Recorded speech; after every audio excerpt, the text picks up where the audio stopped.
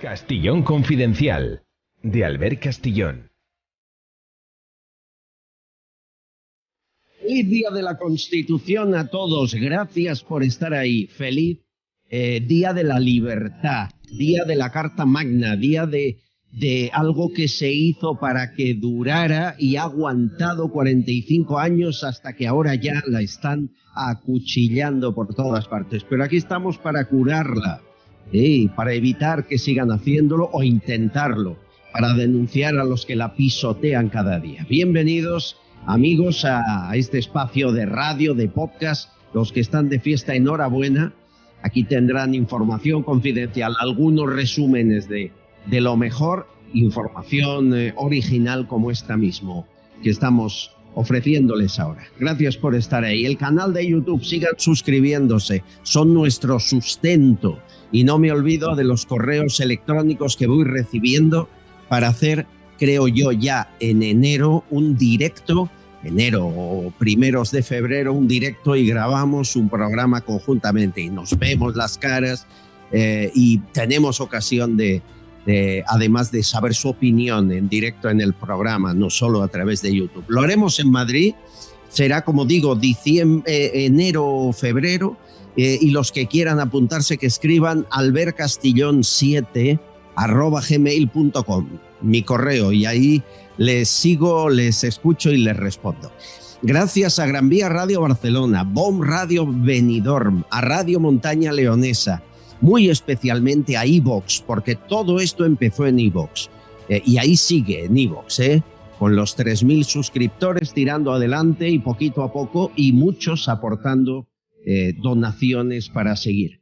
Gracias. Y Spotify, Spreaker, Amazon Prime, cualquier fórmula para llegar a este espacio de libertad es bienvenida. Y su agradecimiento es nuestro alimento, es lo que nos da alas para seguir.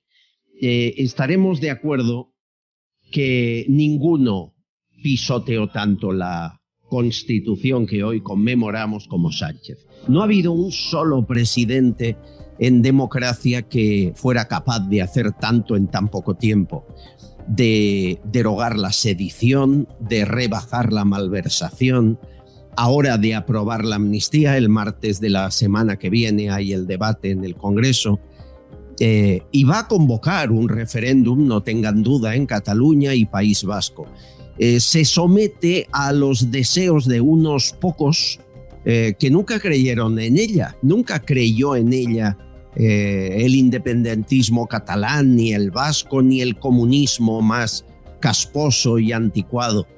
Pero por mantenerse en el poder sabemos que Sánchez es capaz absolutamente de todo. La Constitución que más duró en España fue la de 1876, duró 47 años. Esta que tenemos lleva 45. ¿Será capaz de superar a Sánchez, de aguantar 2 años más y ser la más longeva de la historia de nuestro país? No lo sé. En aquel momento quien se la cargó fue Miguel Primo de Rivera en un golpe de Estado. 10 años después, en 1934, quien dio el golpe de Estado a la Segunda República fue el PSOE. Qué coincidencias, que cuadren las cifras, las fechas, y eso, 100 años después, bueno, espero que no sea el mismo partido que haga lo mismo. Miren, para defender la Constitución cada uno puede hacer algo. Ustedes en su lugar, yo en el mío. Yo lo intento, pero ustedes también pueden. Les pongo un ejemplo. Ayuntamiento de Alburquerque, en Badajoz, 5.300 habitantes, muy pequeñito.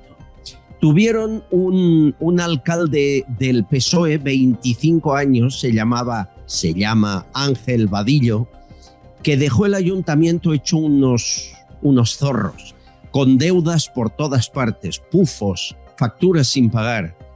El desastre es tal que ahora que se cargaron en las últimas municipales a ese alcalde, el ayuntamiento de Alburquerque es de los más endeudados de España en relación a su número de habitantes. Hombre, un ayuntamiento de poco más de 5.000 habitantes que deba casi 12 millones de euros, pues es una barbaridad. Hasta le quitan del sueldo del actual alcalde un dinero cada mes, creo que son 1.000 euros.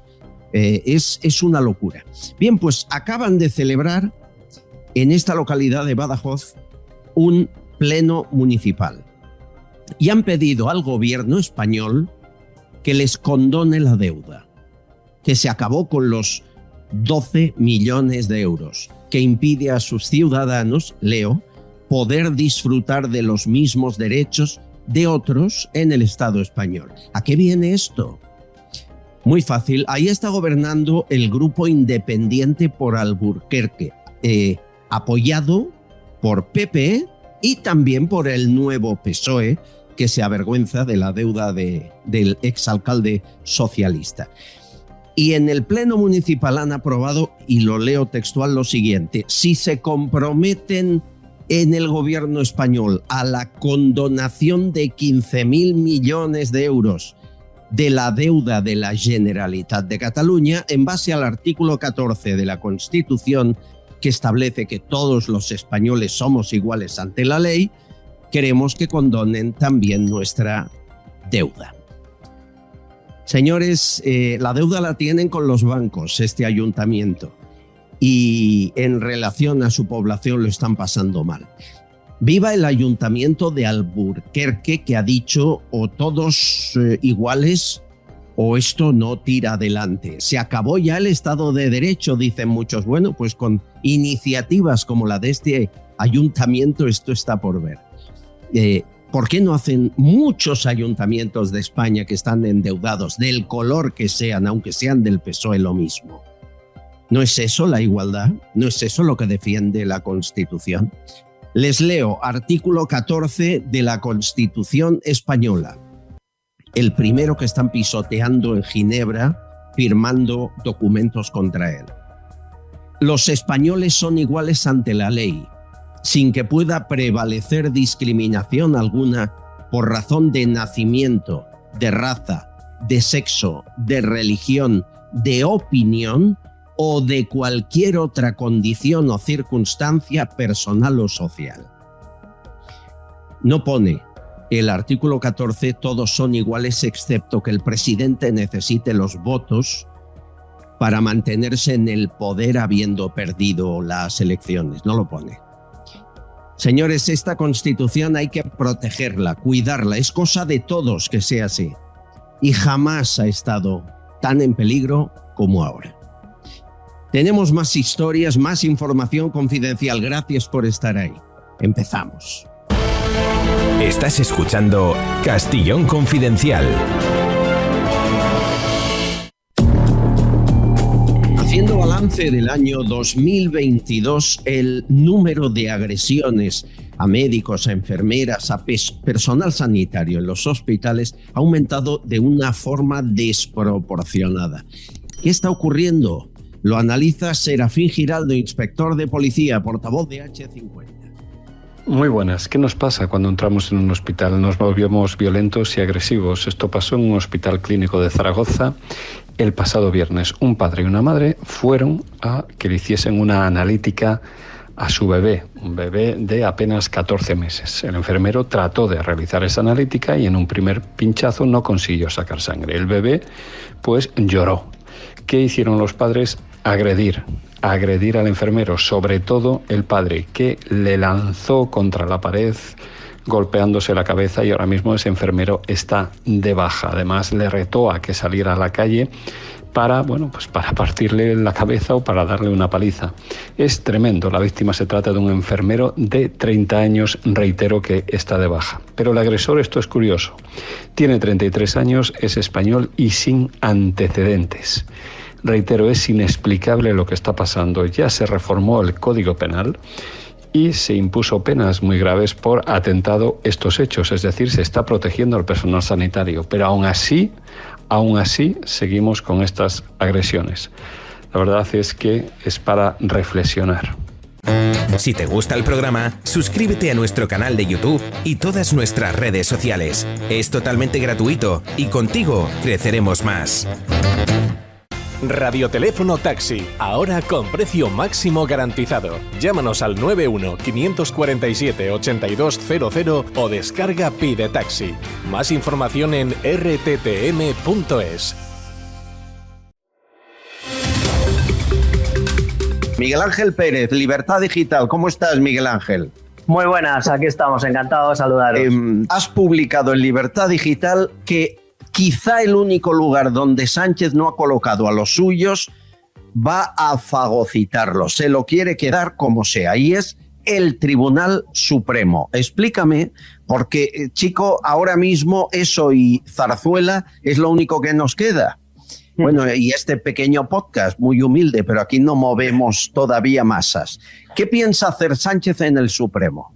Bueno, hay que recordar, Albert, que en la primera legislatura de Sánchez cayó la Fiscalía, cayó el Tribunal Constitucional, la Abogacía General del Estado y el Tribunal de Cuentas, por ejemplo. En esta segunda legislatura, pues ya está en marcha el asalto al Consejo General del Poder Judicial, precisamente gracias a ese aval que dio el TC de Cándido Conde Pumpido este lunes a la ley del Gobierno que impide realizar nombramientos al Poder Judicial cuando se encuentra en funciones, y esa precisamente, Albert, es la llave para ya dar el último asalto a la justicia, el último golpe de gracia, que es nada más y nada menos que el Tribunal Supremo.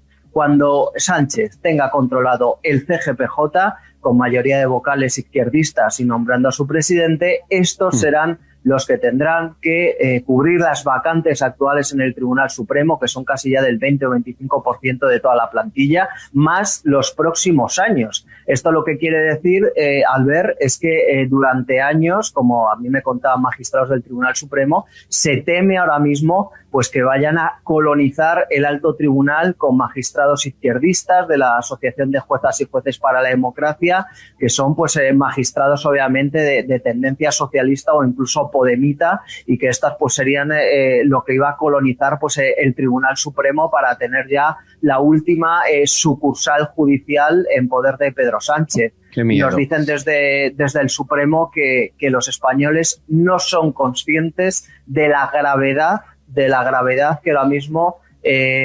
corre la situación en la que está la justicia española, y que esto solo ha comenzado, que lo peor puede venir después, y desde luego que los españoles no se han concienciado con el tema de la justicia. No, y que cuando acabe Sánchez, todo esto va a permanecer, es decir, Cándido Conde Pumpido seguirá en su cargo, el Supremo, el Tribunal de Cuentas, todo lo que ha fagocitado, venga quien venga después, seguirá en manos de él.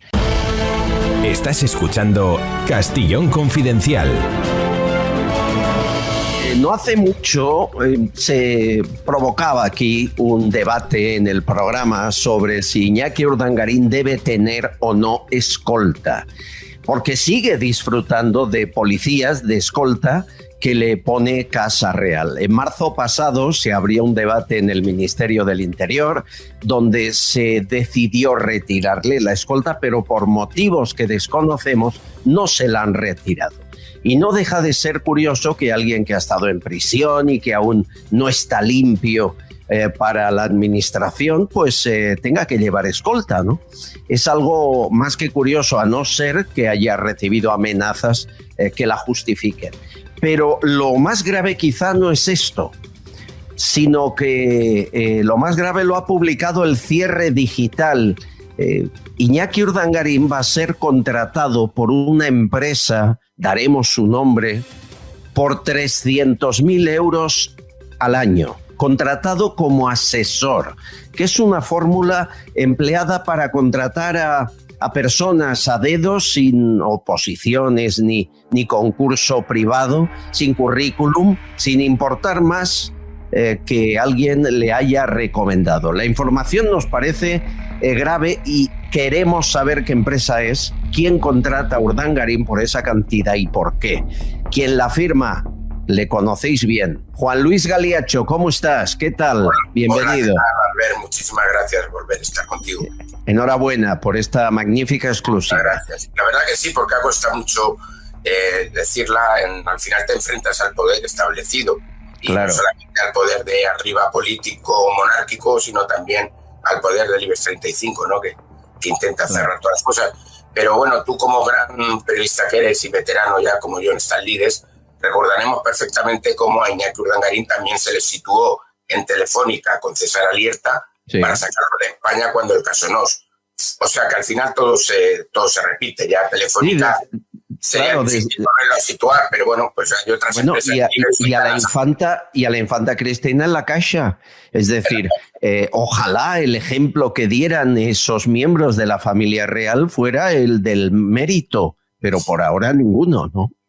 Bueno, ya tuvimos el ejemplo de Urdangarín cuando se le sitúa en México, en Brasil y posteriormente en Washington con Telefónica, cuando el conde de Fontao va precisamente como intermediario mandado por don Juan Carlos, entonces rey de España, y se le coloca con ese sueldo que no es que lo diga yo, es que venía en los papeles del caso Nos, que eran entonces 1,4 millones de euros, que era lo que cobraba Urdangarín con Telefónica.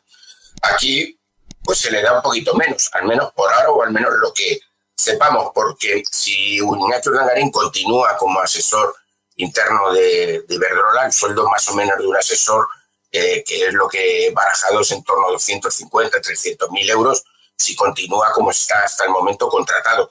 Pero podría ocurrir, que también avanzamos en el cierre digital, que Urdangarín pasara a ser un asesor autónomo, un asesor o un consultor externo y pudiera trabajar para varias empresas del IBE, en concreto para la Caixa también, una de las empresas energéticas vinculadas a la Caixa, que también se va a, con lo cual ese dinero se repartiría por varias empresas del IBEX. No hay que olvidar precisamente la amistad de don Juan Carlos con el presidente de Iberdrola, con Sánchez Galán. No hay que olvidar que quien inaugura las torres famosas en Bilbao de Iberdrola es don Juan Carlos. No hay que olvidar que recientemente, cuando el señor Sánchez Galán tuvo esa crisis interna dentro de su empresa, ¿dónde fue? A Qatar. No nos olvidemos. Las grandes fotos de Galán están en Qatar, por el jeque de Qatar. Bueno, no hay que decir más. O sea, tremendo. Estamos dando como normal que a la hija del rey la coloque la Caixa, que al yerno le coloque en empresas del IBEX y que el intermediario sea siempre don Juan Carlos. Pero lo que sabíamos es que había una enemistad manifiesta entre Urdangarín, incluso con su hija en unos cuantos años, y don Juan Carlos. ¿Qué ha pasado? A mí me cuesta creer que don Juan Carlos descuelgue el teléfono para colocar al ex yerno Urdangarín, que además estuvo en prisión. Bueno, es muy sencillo, Albert. Aquí lo que ocurre es que hay que llegar a un pacto, si no todos salen perjudicados. Es que no hay más que decir, es decir, si tú y yo estamos a reñir y no hay solución, pues al final tenemos que llegar a un pacto, ¿no? ¿Estás diciendo que tú me colocas y yo me callo lo que sé de ti? Esto más o menos parece un chantaje al rey Juan Carlos. No sería un chantaje en sí, podríamos decirle que en el fondo es un pacto de silencio, sí. Pacto de silencio de todos vayamos bien y vamos a vivir bien los demás, todos. Entonces, si tú... al final es que vivan bien todos. O sea, que vivan bien todos, pero la factura de Iberdrola la pagaremos tú y yo con menos alegría, ¿no? Supongo que sí, es evidente, pero sobre todo lo que te quiero decir es que al final, si no hubiera dinero, claro, no se llega a nada, pero cuando hay tanto dinero detrás, pues al final que pecata minuta, claro. Yo me reía el otro día al ver... Dime. No, yo me reía el otro día al ver cuando se publicaba aquí en España y se le daba bombo y platillo que Urdangarín se separa y van a firmar un divorcio donde va a ganar 5.000 euros. Pero vamos a ver, ¿en qué cabeza humana? Que Urdangarín vaya a ganar 5.000, ni tú ni yo, si nos separamos por 5.000 euros, nos separamos. Es que si la mitad. 5.000 euros va a cobrar Urdangarín, que era cuando Corina se le ofreció un sueldo para llevárselo a él, le dijo 300.000 euros que le ofrecía. Eso no es... Digo que dice 300.000, imagínate 5.000 euros. O sea, después de la que han liado 5.000, es decir, al final nos llevan al ver a donde ellos quieren, no es el terreno que quieren. Sí, porque lo lógico sería que Urdangarín tuviese ofertas del mundo del balonmano, del deporte, y por ahí no le llega ninguna. Le llega a través de enchufes terceros y siempre del entorno de la Casa Real. Eso es lo grave, ¿no?, en esta historia.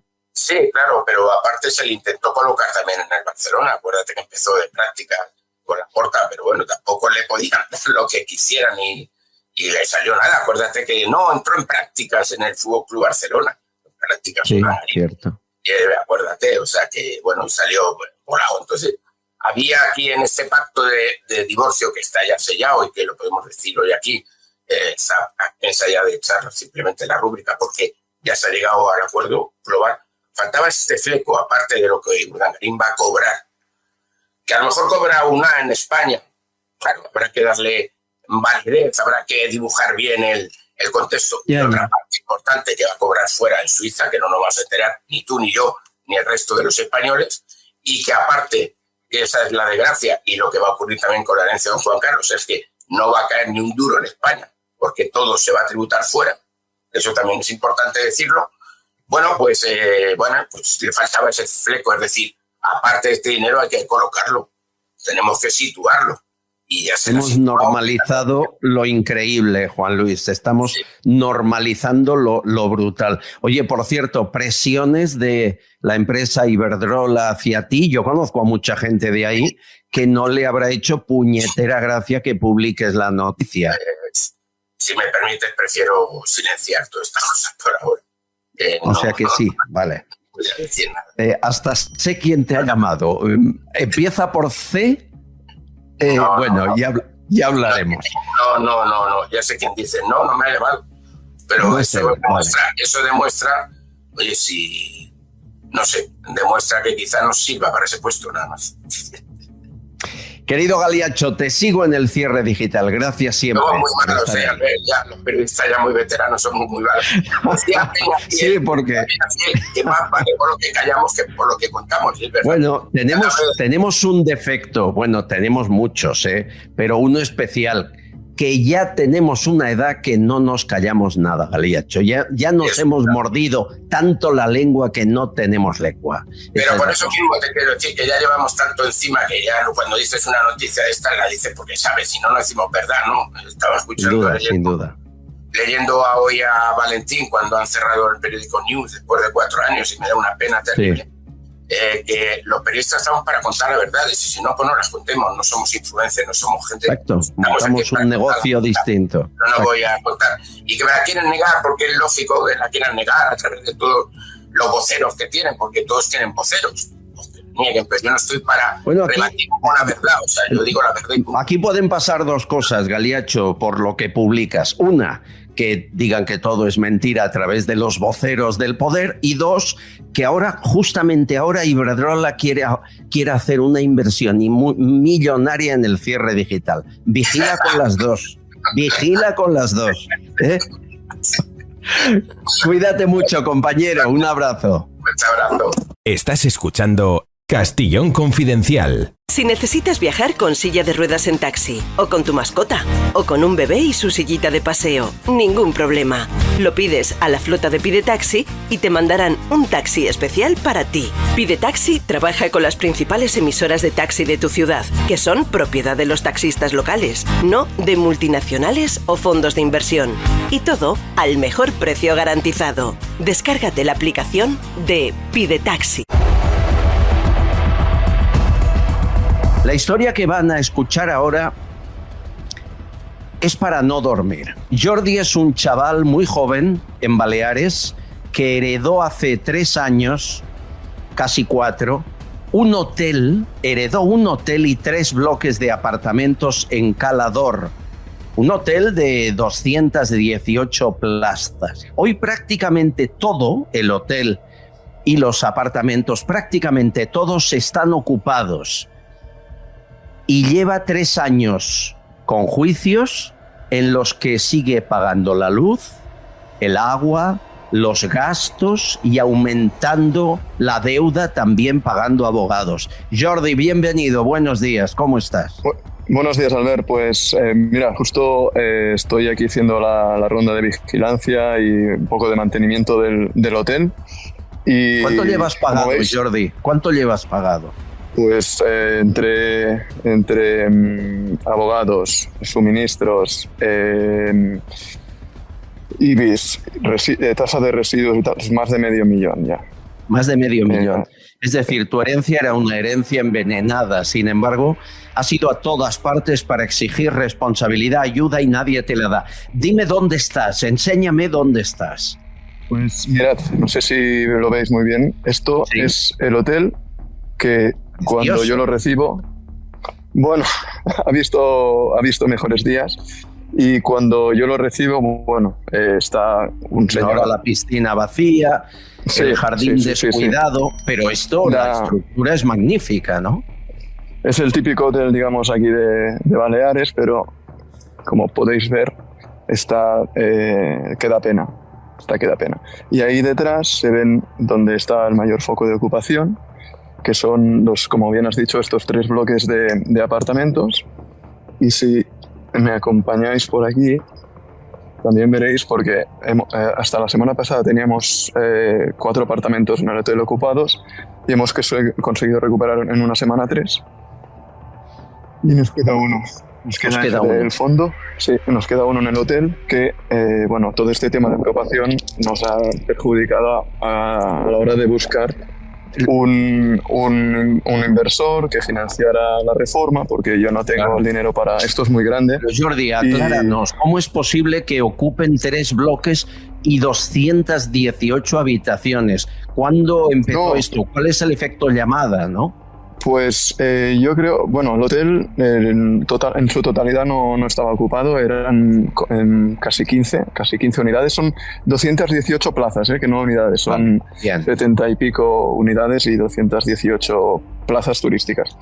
Y entonces aquí cuando yo lo heredé, había una gente que me dijeron, bueno, son temporeros, tal, cuando acabe la temporada se irán. Y yo tenía a mi madre con un cáncer terminal y pues en ese momento pues no estaba y me fié de eso. ¿Qué pasó? Que justo cuando yo acepté la herencia, una semana después los encerraron por la pandemia y entre una cosa y otra pues pasó... No. Y ya no sale.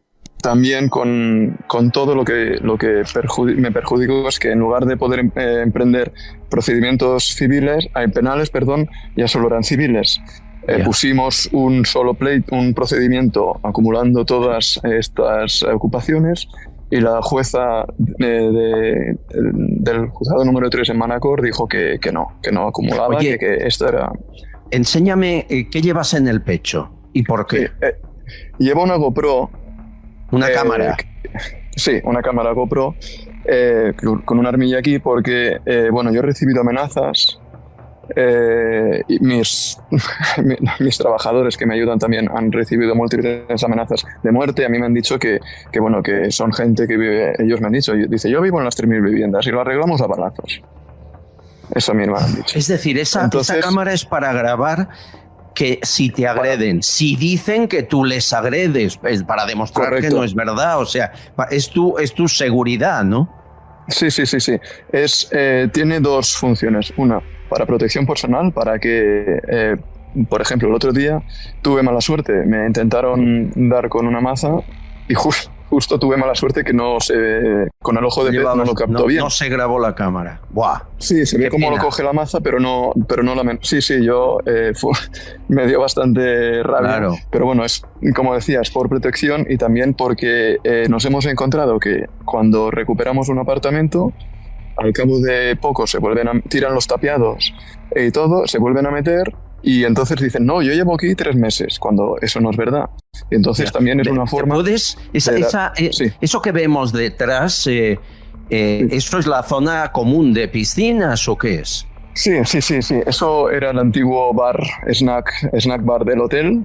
Aquí cuesta imaginar, pero aquí había todo de mesas y era la zona de la terraza del hotel, que es donde tenía más... Y si te acercas a una de las viviendas, ¿has intentado hablar con ellos, negociar? Seguro que sí, ¿no? Sí, ¿Alguna vez? Sí. ¿Cuál es la reacción? Bueno, pues mucha gente que estaba en el hotel cogió el dinero, se fue, pero luego te los encontrabas donde las viviendas, a los mismos. Y entonces, claro, eso fue al principio cuando... La situación económica no era la que es ahora y con más recursos que ahora, la verdad. Muéstrame cómo son no los bloques que están más lejos, hablamos de habitaciones con terraza y...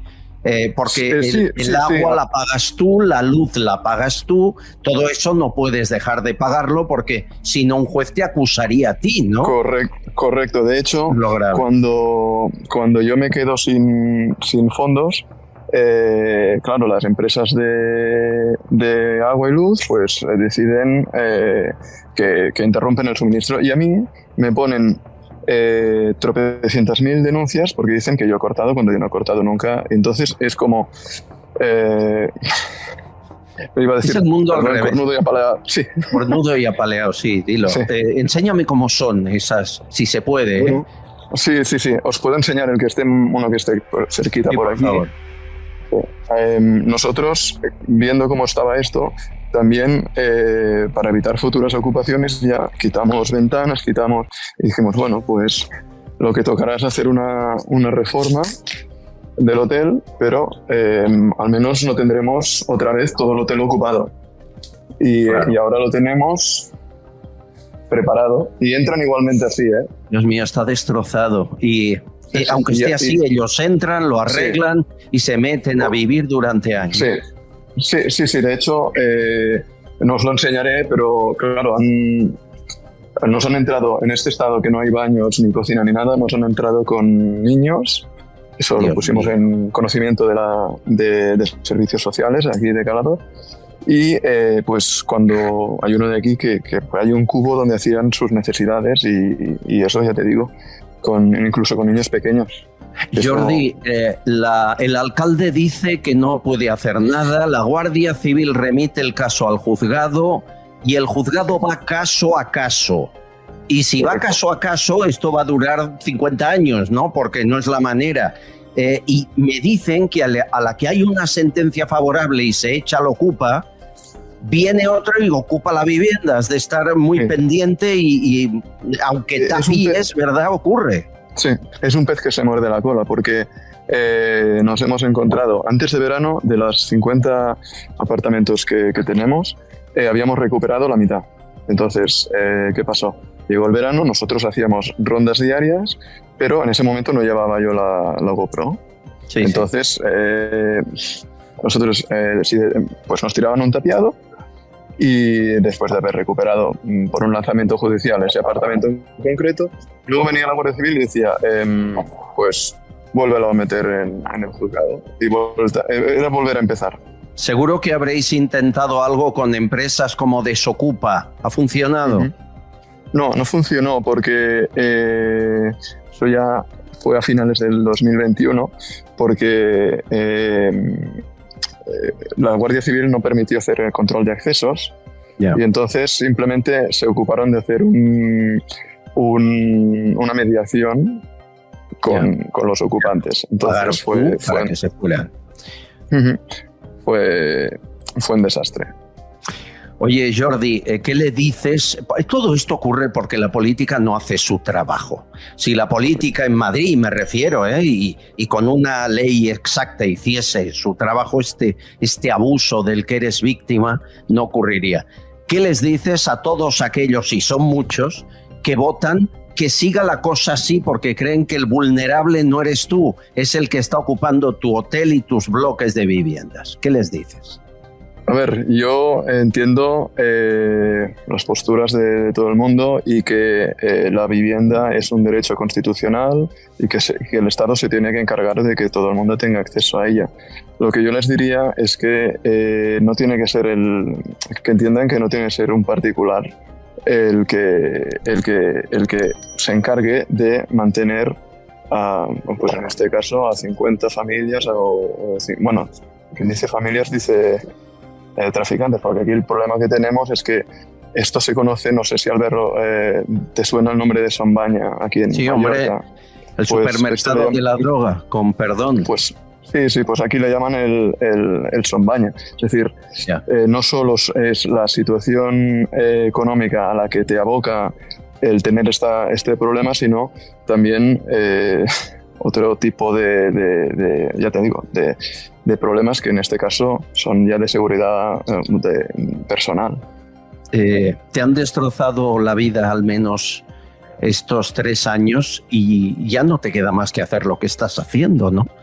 Sí, la verdad es que yo quería evitar toda propaganda, porque a mí no me gusta tener que exponerme, tener que ir contando mis miserias ni nada. Lo que pasa es que me he encontrado que ya no sé qué hacer.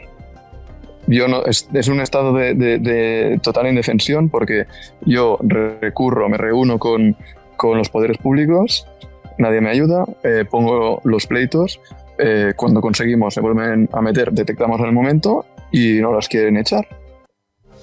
Y entonces, Albert, ¿qué tengo que hacer? No sé. Al menos contarlo.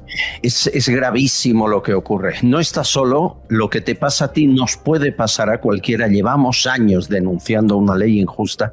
Tu caso ya es rocambolesco, es lo nunca visto.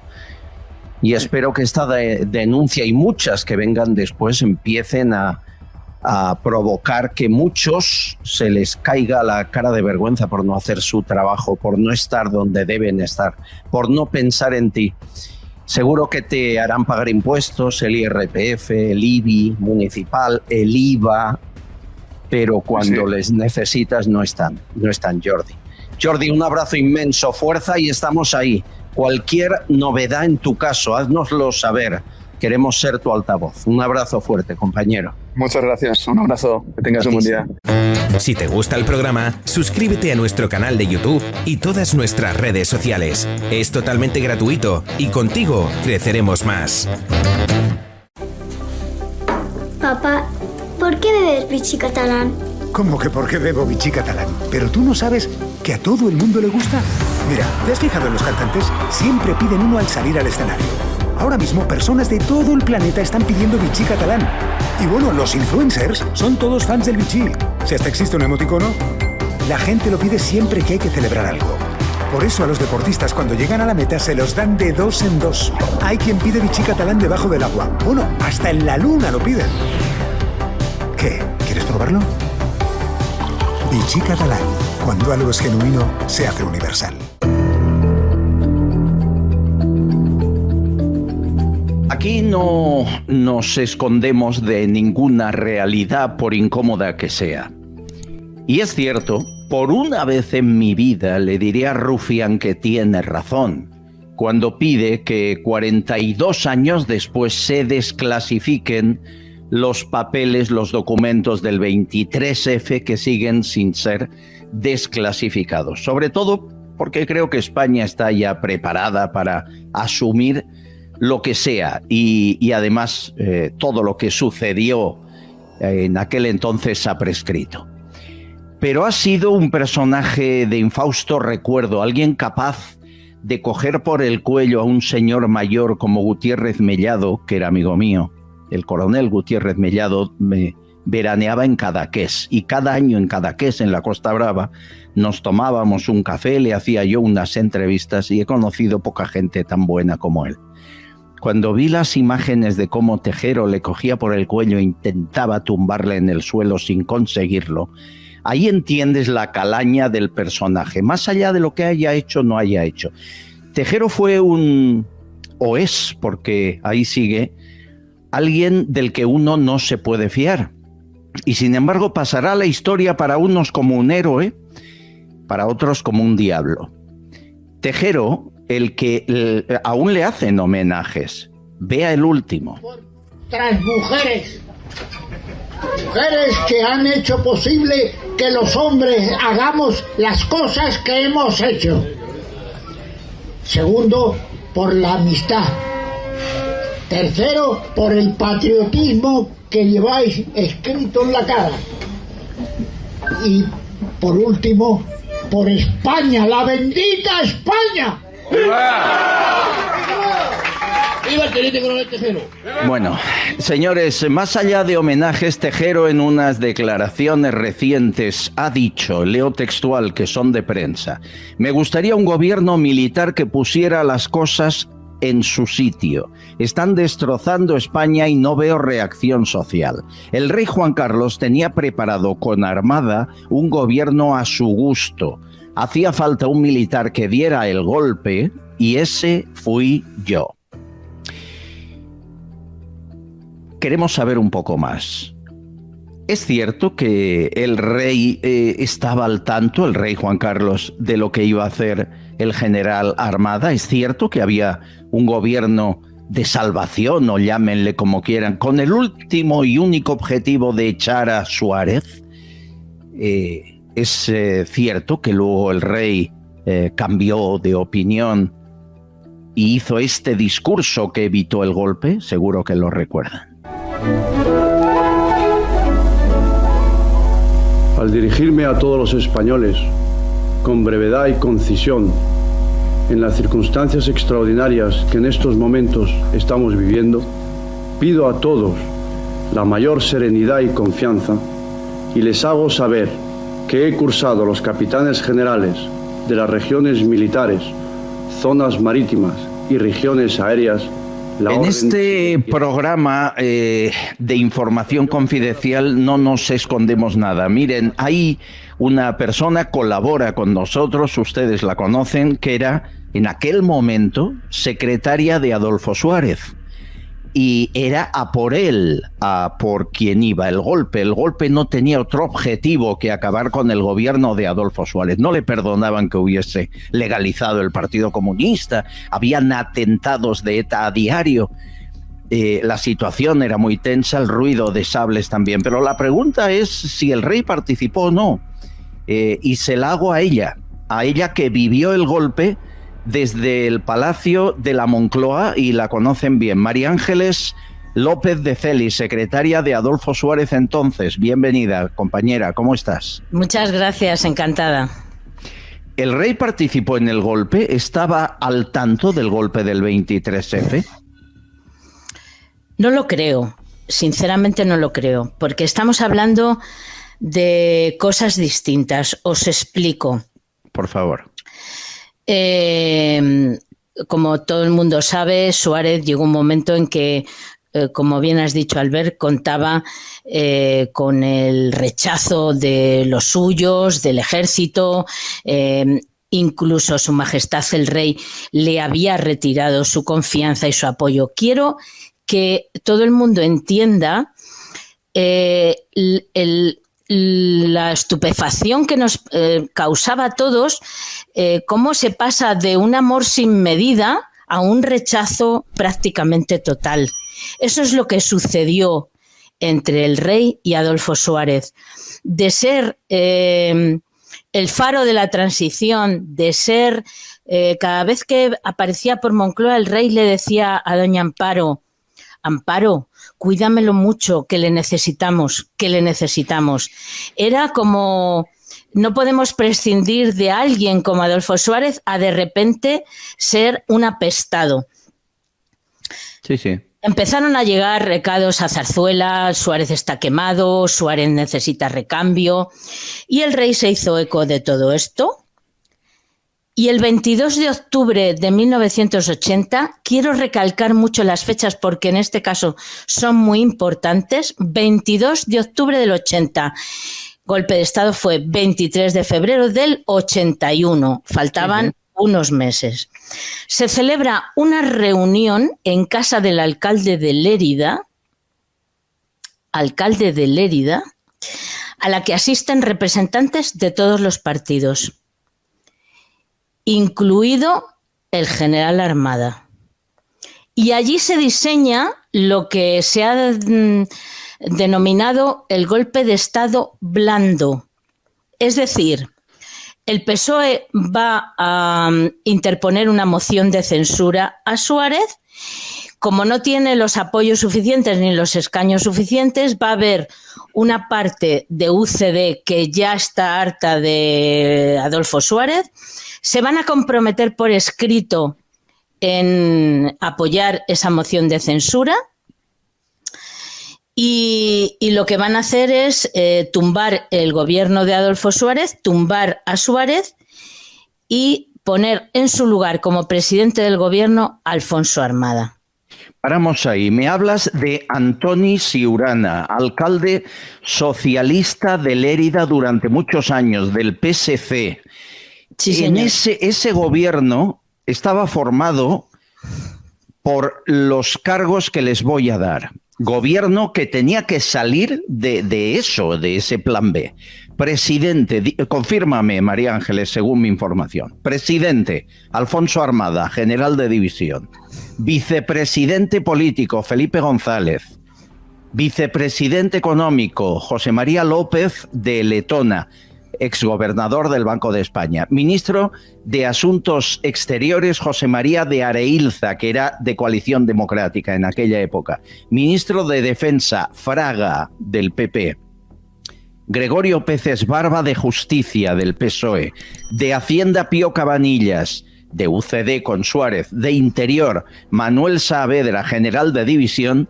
Y ministro de Obras Públicas, José Luis Álvarez, que era ya ministro con Suárez. Es decir, solo 2 militares, eso sí, presidía Armada. ¿Te cuadran los datos? Esa mezcla. Perfectamente. UCD, PP, PSOE, ¿verdad? Perfectamente. Se suponía que se iba a formar un gobierno de concentración nacional presidido por Armada. Como todo esto, Adolfo Suárez lo conocía perfectamente, lo que se estaba tramando, porque él lo sabía. Por eso, durante mucho tiempo se negó a nombrar al general Armada como segundo jefe del Alto Estado Mayor, porque eso le colocaba en la mejor posición para ser enseguida cabeza del Ejecutivo. Adolfo Suárez era muy listo y se negaba una y otra vez. Cada vez que el rey le insistía en ese nombramiento para el siguiente Consejo de Ministros, él se negaba. No entiendo una cosa. Más allá de la enemistad del rey Juan Carlos con Suárez, ¿cómo se le ocurría poner a un militar de presidente de gobierno? Pues no lo sé. Su Majestad el Rey confiaba absolutamente en Armada. Confió en él durante muchísimos años, hasta como para proponerle como cabeza de un gobierno de concentración. Vamos a ver, estamos hablando de momentos muy críticos en los que el ruido de sables era tremendo, y yo supongo que Armada le convenció a su majestad de que él controlaría esa situación, puesto que el general Gutiérrez Mellado parecía no poder con todo eso. Todos llegaban constantemente planes de golpes de Estado, de movimientos de tropas que podían causar algún problema. Entonces yo creo que Armada le convenció al rey de que él era la persona que iba a controlar todo eso, ayudado por esas fuerzas políticas. Pero no contaron con una cosa. ¿Con qué? Con que Adolfo Suárez no se sometió a esa moción de censura, sino que dimitió antes de que lo echaran. Esa es, en resumen, la situación. Fijaros si era listo Adolfo Suárez, que cuando llegó, él le contó a los suyos que iba a dimitir. Por supuesto, la primera que lo supo fue su esposa, después los suyos, y incluida cuando... incluida yo, incluida ¿cómo te dice el personal? Suárez a ti, que eras secretaria de él, cómo os dice me voy? Nos dice que no puede estar más agradecido por todo lo que hemos hecho, por España, por él, por la democracia y por todo habido y por haber, pero que ha llegado el momento de retirarse. Vamos a preparar un discurso de dimisión. Les pido, por favor, la máxima colaboración y, por supuesto, la máxima reserva. Así supimos, porque nosotros tuvimos que preparar ese discurso, claro, cuyo ideólogo fue Josep Meliá. Os cuento, el día que Adolfo Suárez va a comunicarle por fin al rey que ha decidido dimitir, hace una cosa que yo supongo que no la tenía pensada. Siempre he creído que si no lo pensó durante el trayecto de los 3 kilómetros que dura el camino entre Moncloa y Zarzuela, lo debió pensar según entró en Moncloa y vio a Sabino Fernández Campo. Le dijo: Sabino, vengo a dimitir. Que nadie diga luego que me han cesado. Vengo a presentar mi dimisión. Quería un testigo. Es curioso, quería un testigo. Mira, yo recuerdo que cuando él regresó ese día, venía que echaba humo, estaba muy enfadado porque además el rey lo primero que le dijo después de decirle que pensaba dimitir, en vez de intentar convencerle, de intentar, bueno, pues buscar una salida, lo único que le preguntó fue: ¿en quién has pensado para sustituirte? O sea, eso fue todo. Cuando él llegó a Moncloa, venía diciendo: a mí no me van a hacer lo que a Carlos Arias. A mí no me van a hacer lo que a Carlos Arias. En fin, a lo mejor algunos oyentes no saben de lo que estamos hablando, pero otros muchos sí. Entonces, ¿sabéis lo que hizo? Se fue a ver al cardenal Enrique Tarancón, que era súper amigo suyo. Y él confiaba mucho en el criterio de ese hombre. Y yo supongo que Tarancón le debió de decir que adelante con la dimisión, que dimitiera y que se alejara de todo aquel guirigay. Curiosamente, a primeros de febrero del 81, Agustín Rodríguez Sahagún, que entonces era ministro de Defensa, nombró segundo jefe del Alto Estado Mayor al general de la Armada. Finalmente lo consiguió. Bueno, hay una segunda parte de esta historia que te pido en próximos días, esta misma semana, nos cuentes, y es el papel de Tejero. Te voy a leer una parte de lo que escribió Joaquín Bosch, que es uno de los juristas que está todo el día, ahora está ayudando a montar la ley de la amnistía, está en La Sexta, Jueces para la Democracia. Joaquín Bosch, que en un libro explica que lo que paró el golpe fue que Tejero rechazó la lista de integrantes del nuevo gobierno. Cierto. Hablaremos del papel de Tejero, de cómo lo que era un plan B extraño, porque poner a un general con permiso del rey suena fatal. Media Europa hubiese dicho que esto era un golpe de Estado, aunque fuese político, pero cómo acaba eso en un tiroteo en el Congreso. En próximos días, que tú eres testigo de la historia. María Ángeles López de Celis, un gusto hablar contigo cada día. Gracias. Muchísimas gracias, un placer. Estás escuchando Castillón Confidencial. Hay una información confidencial publicada por OK Diario en la que habla del otro pacto, el de Sánchez con Bildu, al que se sumarán Podemos y PNV, no les quepa duda. Y habla de los presos de ETA. Según esta información, los presos de ETA exigen a Sánchez la libertad de 77 etarras en prisión y el regreso de los fugados. Yo recuerdo que solo en Venezuela, bajo el paraguas de Maduro, hay 17 etarras en estos momentos. Firma la información nuestra compañera en OK Diario, Luz Sela. Bienvenida, gracias por estar ahí. Gracias a ti, como siempre. Estamos hablando del regreso de los etarras huidos de la justicia. Los hay en Cuba, los hay en Venezuela, en varios países. Y los 77 en la cárcel, ¿cuáles son? Porque hay más de 77 en prisión a día de hoy, ¿no? Sí, efectivamente, pero son los que pueden tener acceso hoy por hoy al tercer grado, es decir, a esa condición de semilibertad, una práctica excarcelación, ¿no?, por decirlo así, y son los que, según el colectivo de presos de ETA, pues podrían estar ya en esta situación. Actualmente ellos dicen que hay 110 que pueden estar así, lo están 30 y pico, con lo cual, bueno, pues quedarían 77 por alcanzar ese estado. Es una de las reclamaciones que le hacen a Sánchez. Están difundiendo, propagando una campaña bastante potente en el País Vasco, con un manifiesto que cuenta ya con 1 millar de adhesiones, entre ellas expresamente de Podemos, de Bildu y de PNV, es decir, los socios de Pedro Sánchez. Con lo cual, bueno, pues no tenemos ninguna duda en que Bildu pone de nuevo sobre la mesa más pactos y más pasos en política penitenciaria.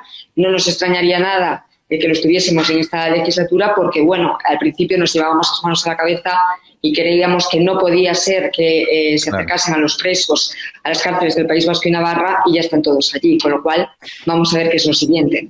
Y el gobierno vasco, Luz, tú lo has publicado, ha excarcelado a muchos. Es decir, el paso ha sido pactar con el gobierno el acercamiento de presos, cosa que ha hecho Sánchez con Bildu. Una vez acercados a cárceles cerca de su casa, es el gobierno vasco, al que Sánchez también dio todas las competencias en prisiones, el que con la excusa de un curso, de un trabajo, de algo que ni siquiera realizan, ya están saliendo de prisiones, se les da un tercer grado mucho antes de cumplir condena. Esto ha pasado con infinidad de etarras, ¿no?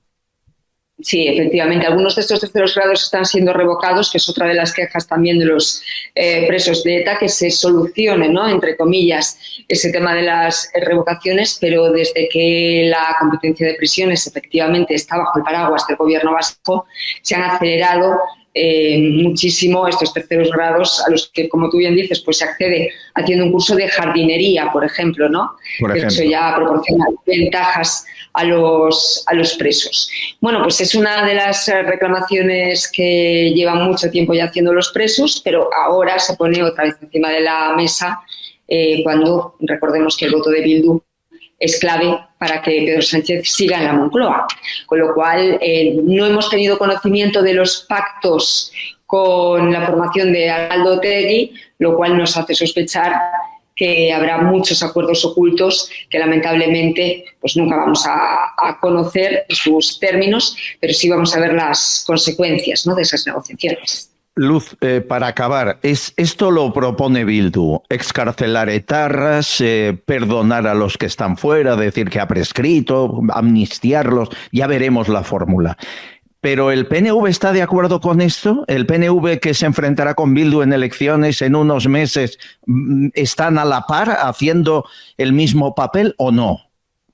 Pues esa es la sorpresa, ¿no? Porque en esta campaña, al menos, sí están a la par. Y esta campaña, que procede, como digo, de la red de presos de ETA, de SARE, que es el entorno de los presos, expresamente está la firma del PNV, además, como digo, de Podemos y de Bildu. Es decir, los tres socios de Sánchez están en esto, en el que los presos de ETA pues dicen que por la convivencia, ¿no?, que es esa palabra tan a la que tanto recurre Pedro Sánchez para justificar sus pactos con el independentismo, en el tema de la amnistía, legislación ordinaria para los presos de ETA, y eso supone pues el acceso a los terceros grados, ¿no? No aplicar la política más restrictiva ahora, entre comillas, que se estaba aplicando a los presos terroristas, sino pues permitirles ya la semilibertad. Luz-Sela, te sigo leyendo en OK Diario. Gracias por tu información. Un abrazo. Gracias, te sigo escuchando, Albert. Gracias a ti. Gracias a todos por estar aquí en un día festivo como este, Día de la Constitución. La Constitución hay que celebrarla siempre y defenderla como nunca. Ya saben, llamarse hoy constitucionalista está mal visto por el gobierno y por sus secuaces. Bien, pues aquí defenderemos la Carta Magna, que nos une 1000 veces más que algunos que gobiernan. No durará 45 años en Moncloa Pedro Sánchez. La Constitución sí lleva esos años y aún le queda larga vida. Si presionamos todos, lo conseguiremos. Mañana más, aquí a la misma hora, en el mismo lugar. Gracias.